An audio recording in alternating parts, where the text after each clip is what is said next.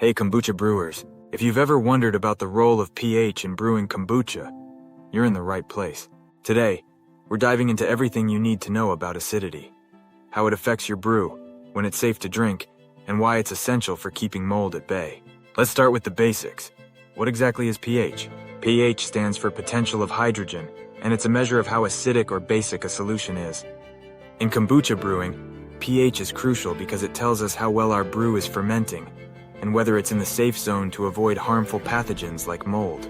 When you first start brewing your kombucha, you add sweet tea and a SCOBY, plus some starter tea to kickstart the fermentation process. As fermentation progresses, the pH drops, making the brew more acidic. This is exactly what we want, an acidic environment that not only flavors our kombucha, but also protects it. So what's the ideal pH for kombucha? Most brews start around 4.0 to 4.2, right after you add the starter tea. Within the first few days, the pH should drop below 4.0.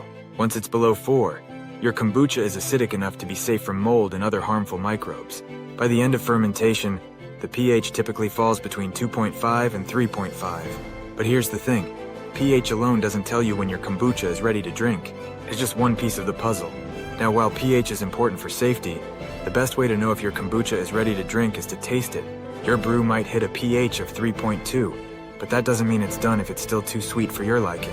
Fermentation is a dynamic process, and two brews with the same pH can taste very different depending on how long they've been fermenting. As fermentation continues, your kombucha becomes less sweet and tangier.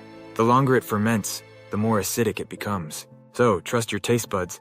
They're your best tool for deciding when to bottle. So why even bother with pH? It's a great troubleshooting tool, especially during the early stages of fermentation.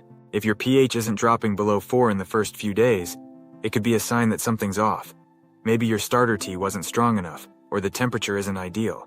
A pH above 4 after a few days could mean your brew is at risk for mold. If you're new to brewing or just want extra peace of mind, checking pH can help you ensure your kombucha is fermenting safely.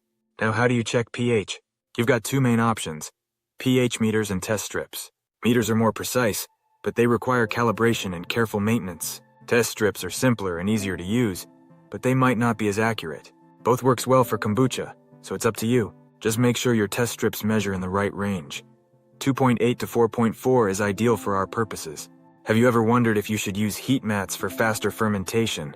Then don't miss our next video, because we're going to explain you everything you need to know about using heat mats and the temperatures in the kombucha brewing environment. Then here you have it. In this video we explained, pH is a helpful tool for ensuring your kombucha is on the right track, but it's not the end-all be-all. The most important factor is how your kombucha tastes to you. Use pH as a guide, but trust your taste buds to tell you when it's time to bottle. Thanks for watching. If you found this video helpful, don't forget to like, subscribe, and hit that bell icon for more kombucha brewing tips. Happy brewing!